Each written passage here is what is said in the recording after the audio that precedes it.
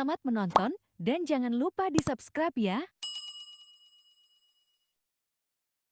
Assalamualaikum warahmatullahi wabarakatuh. Apa kabar kawan-kawan semuanya? Semoga kita selalu dalam keadaan sehat walafiat dan selalu tetap semangat. Oke, dalam video kali ini kita akan membahas mengenai soal wawancara seleksi Panwascam tahun 2022. Untuk itu, marilah kita awali belajar kita pada video kali ini dengan membaca lafaz basmalah. Bismillahirrahmanirrahim. Yang pertama yang menjadi kisi-kisi dalam tes wawancara seleksi Panwascam tahun 2022 ini, yang pertama kita harus mengerti dan menguasai tentang tugas dan wewenang Panwascam.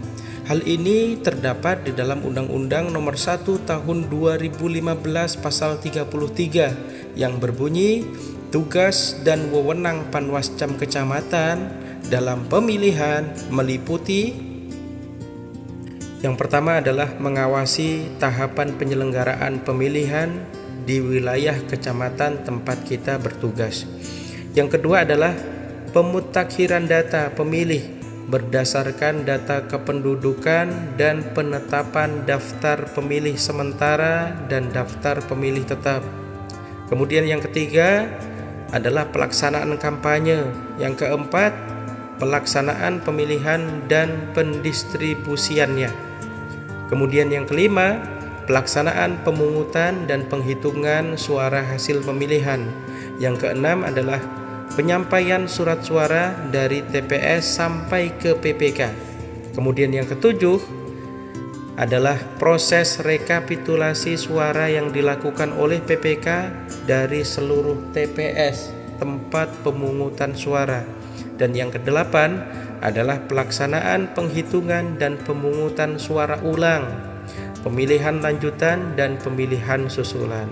Kemudian yang selanjutnya, kita juga dituntut untuk mengawasi penyerahan kotak suara tersegel kepada KPU Provinsi dan KPU Kabupaten Kota.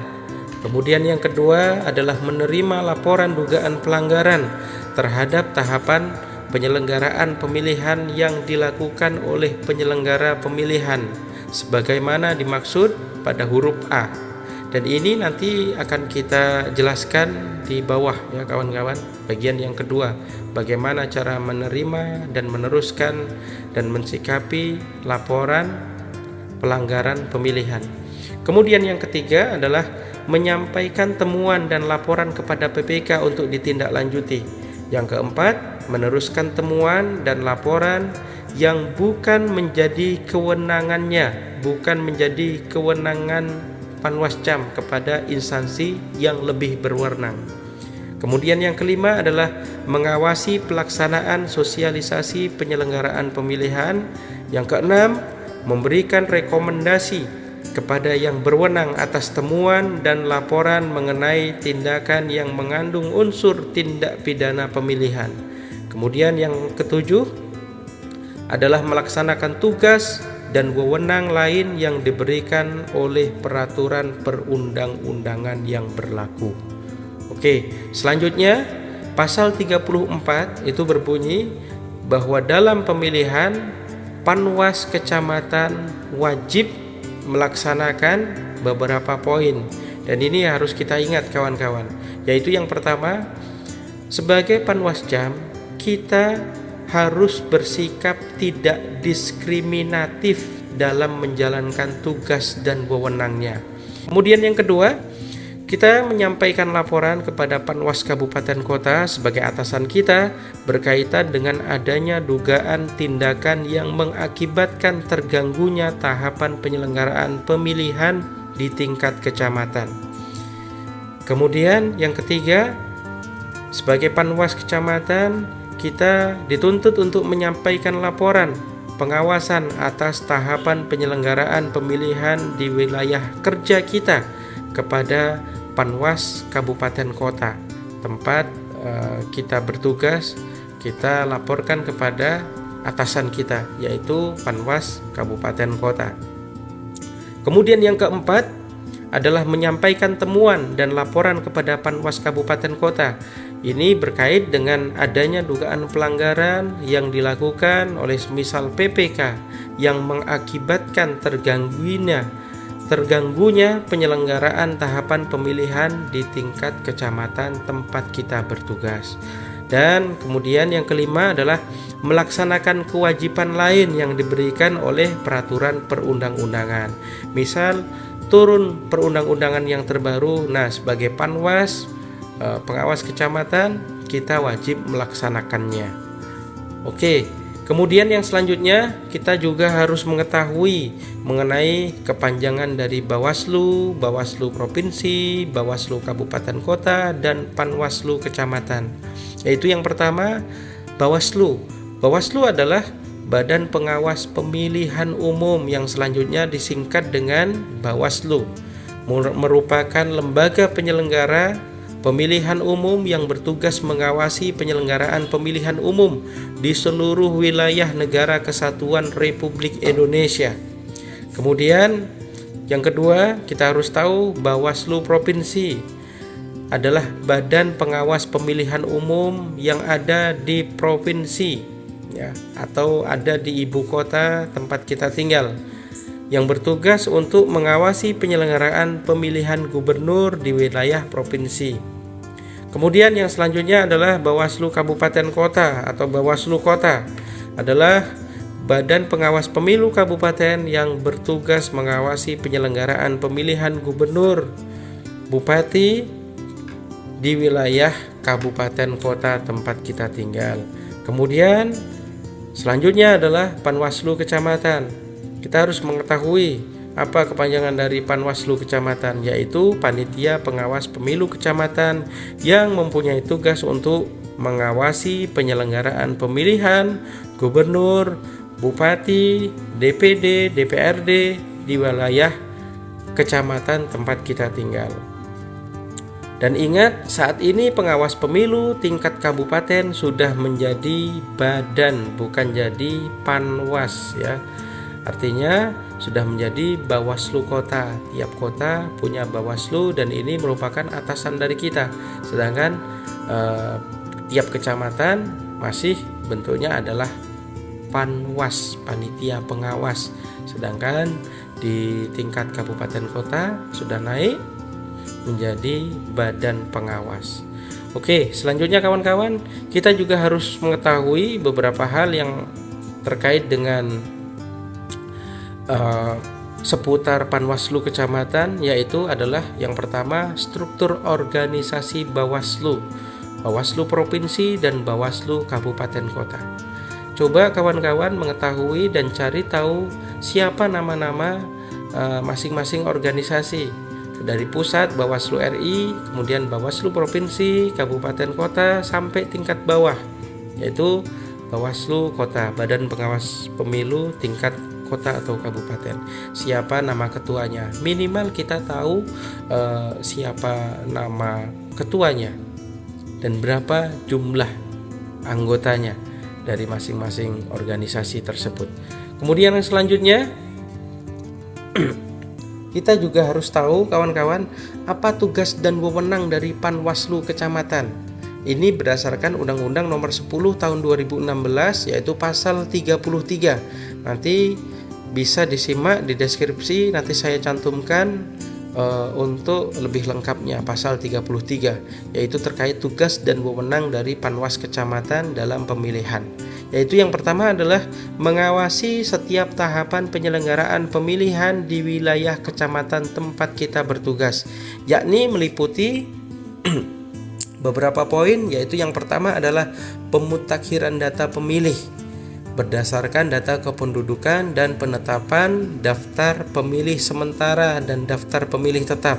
Kemudian yang kedua adalah pelaksanaan kampanye. Di sini kita sebagai Panwas kita harus mengerti dan harus mengawasi, ya. Kemudian yang ketiga adalah perlengkapan pemilihan dan pendistribusian dalam pemilihan umum tersebut. Kemudian yang keempat, pelaksanaan pemungutan suara dan penghitungan suara hasil pemilihan. Yang kelima adalah penyampaian surat suara dari TPS sampai ke PPK.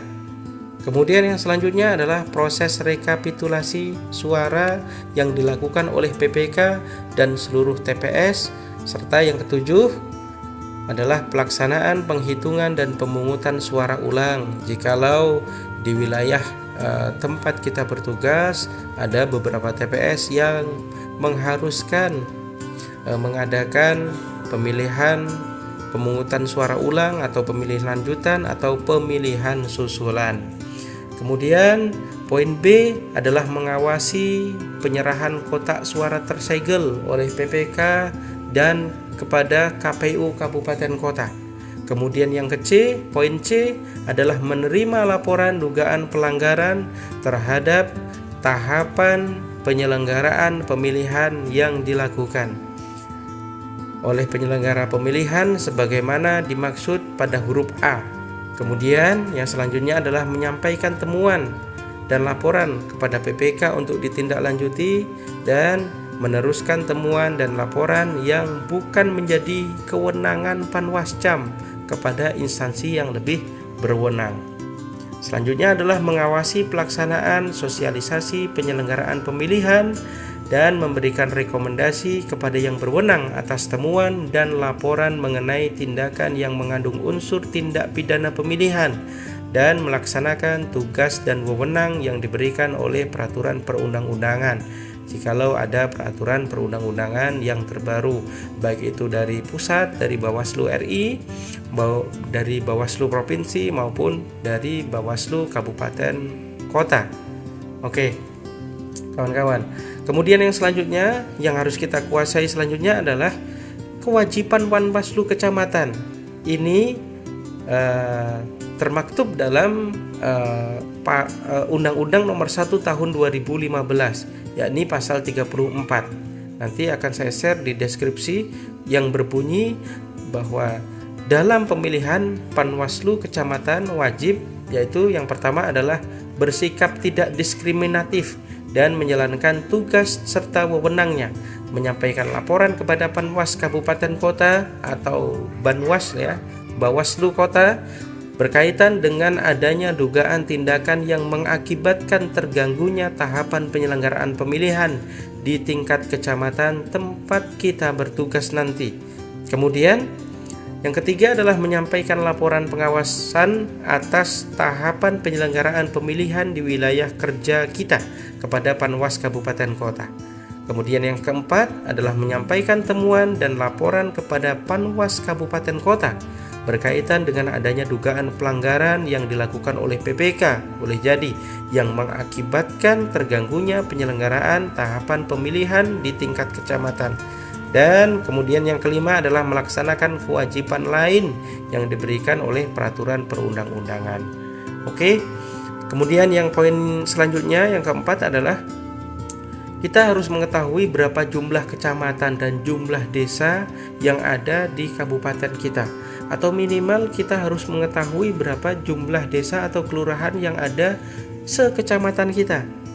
Karena itu nanti akan menjadi yang harus kita kuasai, ya, dan batas wilayahnya serta jumlah desa dan keterangan-keterangan yang lainnya. Kita bisa memetakan nanti mana yang rawan konflik atau aman-aman saja gitu. Kemudian pada dasarnya tugas yang akan diemban oleh Panwaslu Kecamatan adalah mengorganisir panitia pengawasan di tingkat bawahan kita nanti. Akan ada pengawas di tingkat kelurahan atau desa.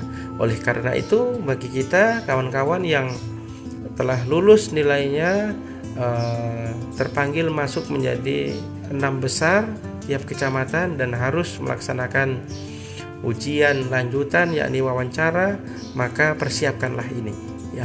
Poin-poin ini minimal kita harus kuasai. Di samping nanti ada poin-poin yang lain seperti kita harus mengetahui, nanti ditanyakan pengalaman kita tentang pemilu, ataukah ada pernah kita pengalaman pada tahun-tahun yang lalu terkait tentang kepemiluan ya, atau PPK, PPS, atau kita menjadi panitia KPPS di TPS paling rendah seperti itu. dan itu nanti akan menjadi pertimbangan oleh panitia seleksi Panwascam.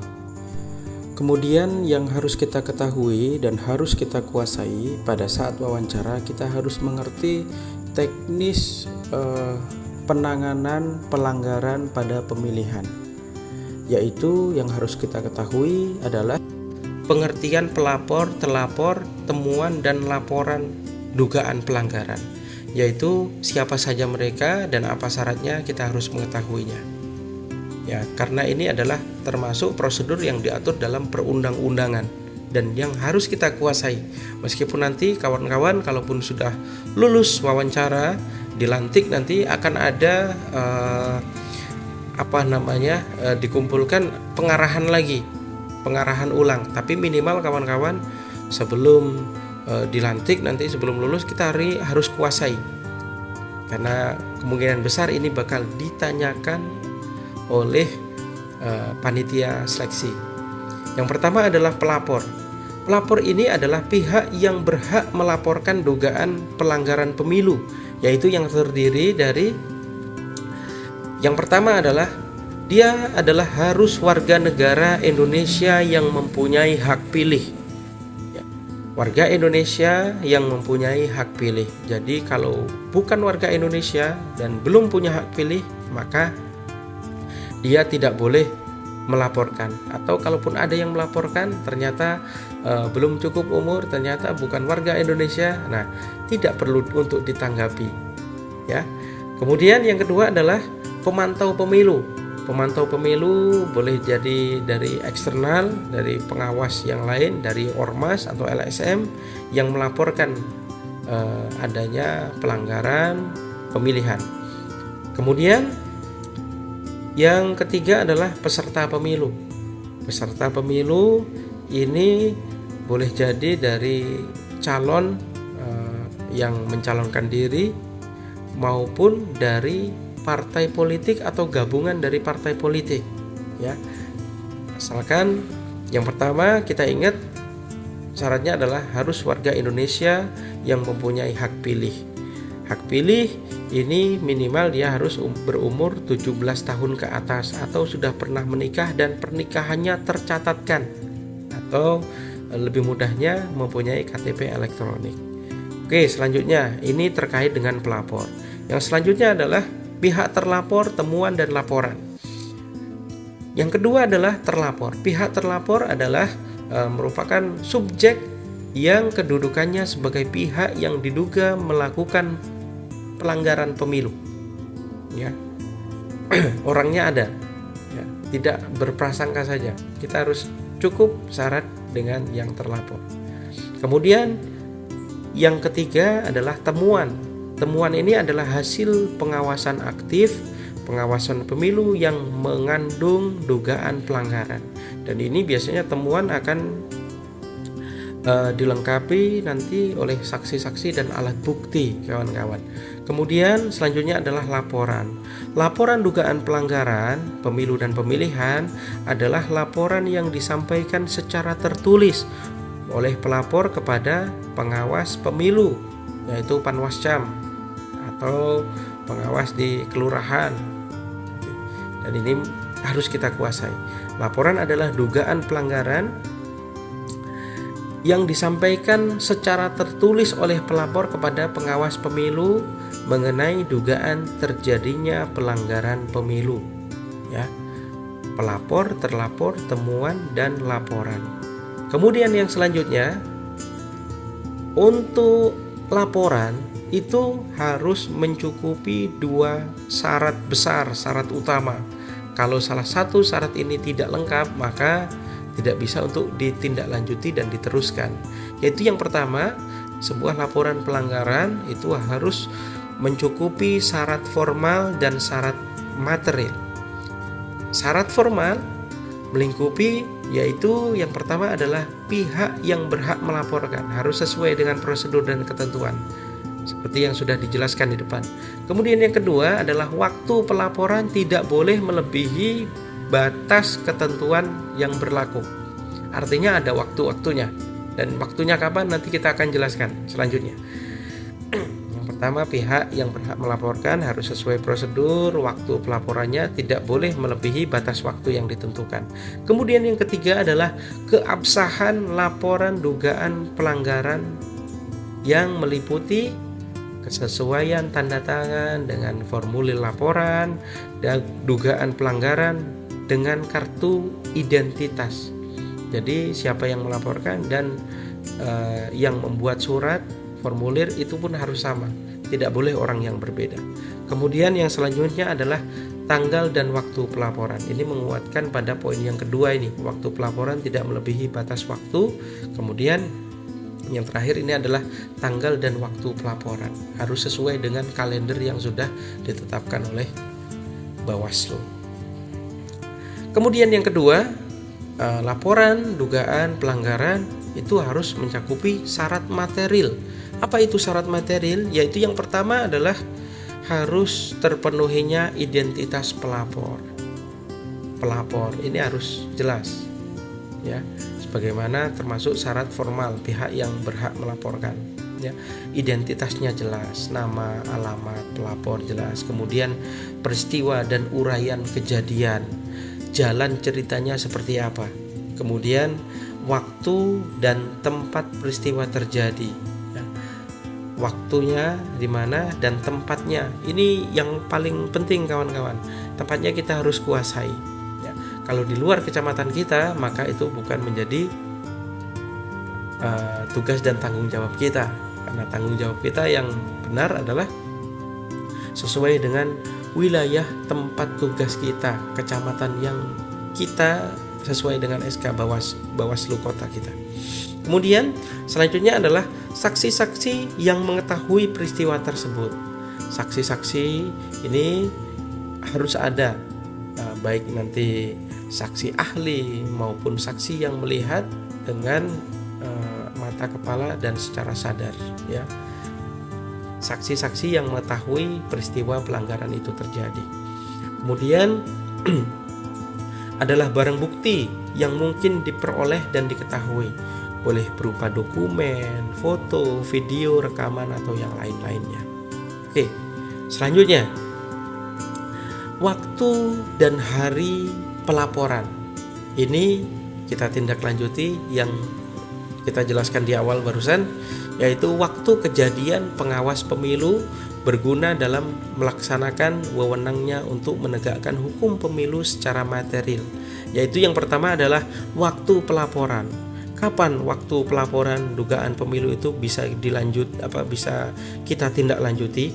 Yaitu yang pertama adalah laporan dugaan pelanggaran pemilu disampaikan kepada pengawas pemilu sesuai tingkatannya, ya. Kalau tingkat desa atau kelurahan naik pada tingkat kecamatan, kalau terjadi di tingkat kecamatan maka naik ke tingkat kota, ya. Paling lambat sebuah laporan itu paling lambat 7 hari sejak diketahui dan ditemukannya pelanggaran. Paling lambat 7 hari sejak diketahui dan ditemukan pelanggaran. Bisa kalau ada temuan segera ditindaklanjuti, dan waktu pelaporan ini tidak boleh melebihi dari 7 hari setelah kejadian pelanggaran itu terjadi, kawan-kawan. Waktu laporannya paling lambat 7 hari. Kemudian hari ini adalah hari menurut kalender pemilu, ya. Sedang dalam proses penanganan pelanggaran pemilu bisa ditindaklanjuti atau diteruskan adalah hari kerja. Kalau di luar hari kerja ini tidak bisa untuk ditindaklanjuti dan diteruskan. Oke, paham ya kawan-kawan? Kemudian yang selanjutnya, dalam proses pengkajian temuan atau laporan dugaan pelanggaran, pengawas pemilu dapat meminta kehadiran pelapor, terlapor, pihak yang diduga melakukan pelanggaran, saksi atau bahkan saksi ahli untuk didengar keterangannya atau klarifikasinya di bawah sumpah. Jadi pengawas pemilu itu mengumpulkan pelapor, terlapor, dan kemudian mengumpulkan para saksi, alat bukti, dan semuanya diklarifikasikan.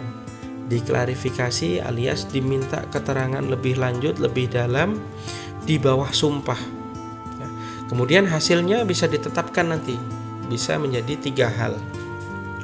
Hasil kajian pengawas pemilu setelah dikumpulkan dan diklarifikasi dari pihak terlapor, pelapor, bukti, saksi di bawah sumpah, ini dituangkan dalam formulir A8 namanya. Formulir A8. Kemudian bisa dikategorikan hasil klarifikasi itu, yaitu yang pertama adalah bisa dinyatakan sebagai pelanggaran pemilu atau pemilihan. Bisa diputuskan, oh ternyata setelah diklarifikasi di bawah sumpah ternyata memang ini adalah sebuah pelanggaran pemilu, bisa diputuskan nanti. Kemudian yang kedua, bisa juga diputuskan sebagai oh ternyata bukan pelanggaran pemilu, ini sah-sah saja, boleh-boleh saja melakukan seperti ini karena hal-hal tertentu misalnya. Kemudian yang ketiga adalah oh ternyata ini termasuk dalam sengketa pemilihan karena terkait hal-hal yang manipulasi atau hal-hal yang lainnya, ya. 3 hal itu.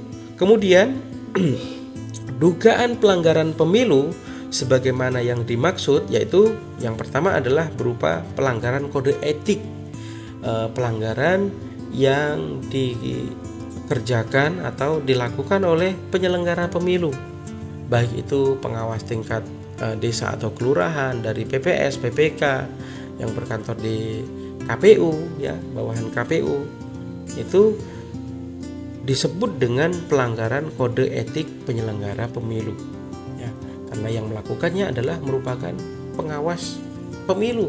Ini nanti larinya diteruskan laporannya kepada DKPP. Kemudian yang kedua adalah pelanggaran administrasi pemilu. Dan yang ketiga adalah tindak pidana pemilu. Pelanggaran administrasi ini biasanya dilakukan oleh calon yang mencalonkan diri, bakal calon, baik itu bupati, wali kota, wakil bupati, wakil wali kota, dan calon dewan perwakilan rakyat, baik tingkat kota maupun tingkat provinsi. Pelanggaran administrasi pemilu atau tindak pidana pemilu, ya. Yang ketiga. Kemudian kita masuk jenis-jenis pelanggaran pemilu. Jenis-jenis pelanggaran pemilu ini adalah tindakan yang bertentangan atau tidak sesuai dengan peraturan perundang-undangan terkait pemilu. Jenis-jenis pelanggaran pemilu ini bisa dikategorikan menjadi beberapa hal, yaitu yang pertama adalah pelanggaran administrasi. Kita ulang penjelasan saya tadi. Pelanggaran administrasi pemilu adalah pelanggaran meliputi tata cara, prosedur, dan mekanisme yang berkaitan dengan administrasi pelaksanaan pemilu dalam setiap tahapan penyelenggaraan pemilu. Yang pertama adalah pelanggaran administrasi. Yang kedua adalah pelanggaran tindak pidana pemilu. Ini terkait tindak pidana pelanggaran atau kejahatan terhadap ketentuan tindak pidana pemilu sebagaimana diatur dalam Undang-Undang tentang Pemilihan Umum dan Undang-Undang tentang Pemilihan Gubernur, Bupati, atau Wali Kota. Kemudian selanjutnya, yang ketiga adalah pelanggaran kode etik pemilu. Ini kita juga harus mengetahuinya, apa saja yang termasuk pelanggaran kode etik pemilu, yaitu pelanggaran terhadap etika penyelenggara pemilu yang berpedoman pada sumpah atau janji sebelum melaksanakan tugas sebagai penyelenggara pemilu. Boleh jadi dari KPPS, dari pengawas tingkat kelurahan atau desa, Panwascam boleh jadi, PPK ataupun PPS, ya. Pelanggaran kode etik, etika pemilu, pelanggaran kode etik pemilu. Kemudian bagaimana cara penerusannya, ya? Pengawas pemilu membuat rekomendasi. Kita membuat rekomendasi berdasarkan hasil pleno yang menyatakan sebuah pelanggaran atau bukan pelanggaran, dan pelanggaran Jika sudah dipastikan pelanggaran, maka diteruskan sesuai dengan jenis pelanggarannya. Nah, itu 3 tadi ya kawan-kawan, yaitu sebagai berikut. Yang pertama adalah pelanggaran administrasi pemilu. Pengawas pemilu baik tingkat kecamatan atau kota menyampaikan rekomendasi dan berkas hasil kajian dugaan pelanggaran administrasi kepada KPU, KPU provinsi, KPU kabupaten kota, PPK atau PPS sesuai tingkatannya ya. Khusus untuk pelanggaran administrasi terkait larangan memberikan atau menjanjikan uang atau materi lainnya yang dilakukan secara terstruktur, sistematis, dan masif, baik dalam pemilihan gubernur, bupati, wali kota, bawaslu provinsi, berwenang menerima, memeriksa, mengadili, dan memutus laporan dugaan pelanggaran pemilihan. Ya. Jadi Bawaslu provinsi berwenang untuk menerima laporannya, kemudian memeriksa, kemudian mengadili, kemudian memutuskan laporan dugaan pelanggaran pemilihan. Kemudian yang selanjutnya adalah pelanggaran pidana pemilu ya. Berkas laporan pelanggaran dan hasil kajian terhadap pelanggaran dugaan tindak pidana pemilu ini diteruskan oleh pengawas pemilu paling lambat 1 kali 24 jam sejak diputuskan oleh pengawas pemilu ya. Ini diteruskan kepada penyidik kepolisian atau Polri sesuai tingkatannya, wilayahnya di mana, kecamatan mana. Kita laporkan ke Polsek untuk nanti diteruskan ke yang lebih tinggi. Pelanggaran pidana pemilu paling lambat 1 kali 24 jam sejak diputuskan oleh pengawas pemilu. Artinya setelah dikumpulkan pelapor, terlapor, saksi, barang bukti, setelah diputuskan oh ternyata memang benar pelanggaran pemilu, ini wajib langsung diteruskan 1 kali 24 jam kepada penyidik kepolisian ya. Kemudian ini kawan-kawan harus diketahui ya, yang meneruskan adalah pengawas pemilu, bukan yang melaporkan tadi, pengawas pemilu.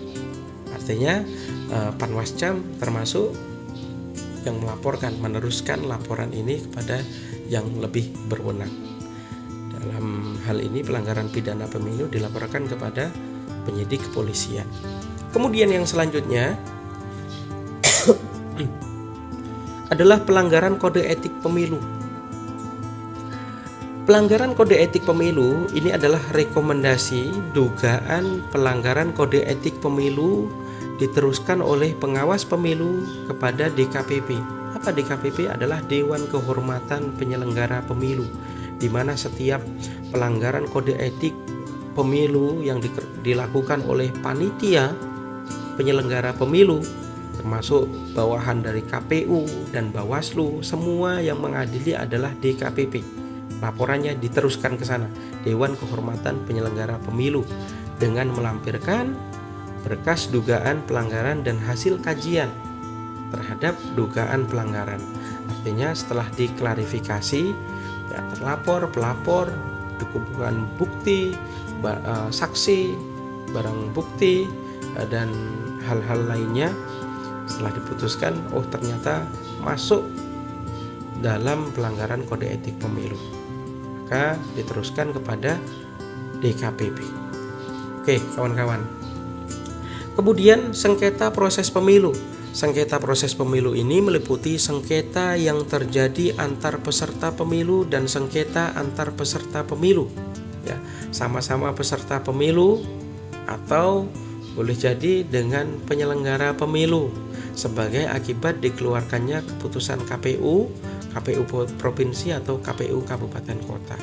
Biasanya sengketa proses pemilu ini terjadi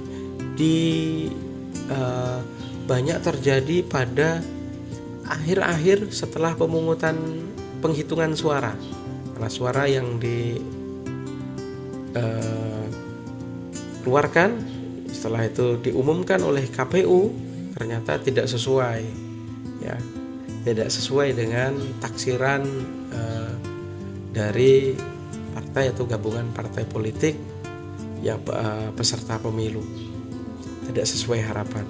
Makanya banyak sengketa proses pemilu terjadi di penghujung, biasanya masa penghitungan dan pengumuman hasil pemungutan suara oleh KPU, biasanya seperti itu. Oke kawan-kawan, kemudian penanganan permohonan penyelesaian sengketa proses pemilu ini adalah Bawaslu provinsi atau kabupaten kota berhak menerima permohonan penyelesaian sengketa proses pemilu sebagai akibat dikeluarkannya keputusan KPU. Kemudian permohonan penyelesaian sengketa proses pemilu ini disampaikan oleh calon peserta pemilu ataupun peserta pemilu, ya. Permohonan penyelesaian sengketa ini disampaikan secara tertulis dan paling sedikit memuat beberapa poin yang harus ada dan disampaikan dan tertulis dalam surat laporannya, yaitu yang pertama adalah nama dan alamat pemohon. Ini harus sesuai dengan identitas yang melaporkan dan yang menulis surat laporan dugaan pelanggaran. Kemudian yang kedua adalah pihak termohon, ya, yang diduga melakukan pelanggaran. Kemudian keputusan KPU, ya, keputusan KPU yang menjadi sebab sengketa atau menjadi masalah. Oke. Kemudian selanjutnya, permohonan penyelesaian sengketa proses pemilu disampaikan paling lama 3 hari sejak tanggal penetapan keputusan KPU, baik KPU provinsi, KPU kabupaten kota yang menjadi sebab sengketa. Oke kawan-kawan. Kemudian selanjutnya, penyelesaian sengketa proses pemilu di Bawaslu ini meskipun bukan ranah kita harus tahu sedikit lah, ya. Ini Bawaslu baik provinsi maupun kota itu berwenang menyelesaikan sengketa proses pemilu, yaitu berhak bagi Bawaslu memeriksa memutuskan sengketa proses pemilu paling lama 12 hari sejak diterima laporan, ya. Sejak laporan diterima paling lama 12 hari harus ditindaklanjuti, ya. Harus diperiksa dan diputuskan nanti. Tahapannya yaitu yang pertama adalah menerima laporan, dikaji permohonannya, dilihat dulu suratnya, dikaji ulang, diperiksa. Kemudian yang selanjutnya adalah mempertemukan pihak-pihak yang bersengketa, yaitu dari KPU itu dikumpulkan dengan didudukkan bersama, artinya dimusyawarahkan dulu untuk mencari kesepakatan melalui mediasi dan musyawarah atau mufakat. Kemudian jika hal ini tidak tercapai kesepakatan antara pihak yang bersengketa, ya, Bawaslu provinsi, Bawaslu kabupaten kota ini harus menyelesaikan sengketa proses pemilu melalui adjudikasi. Artinya putusan Bawaslu mengenai penyelesaian sengketa proses pemilu merupakan putusan yang bersifat final dan mengikat, kecuali putusan terhadap sengketa proses pemilu yang berkaitan dengan verifikasi partai politik peserta pemilu, penetapan daftar calon anggota DPRD, DPRD, DPD provinsi maupun DPRD kabupaten kota, kemudian penetapan pasangan calon. Oke, terkait itu. Selain itu, ya, selain 3 hal ini, putusan Bawaslu mengenai penyelesaian sengketa proses pemilu ini sifatnya adalah final dan mengikat, ya. Udah paling akhir, udah paling pentok, itulah keputusannya. Tidak bisa dirubah lagi dan mengikat. Oke, kawan-kawan. Kemudian dalam hal penyelesaian sengketa proses pemilu yang dilakukan oleh Bawaslu kemudian tidak diterima oleh para pihak yang melaporkan, para pihak dapat melaporkan upaya hukum kepada Pengadilan Tata Usaha Negara atau PT-UN.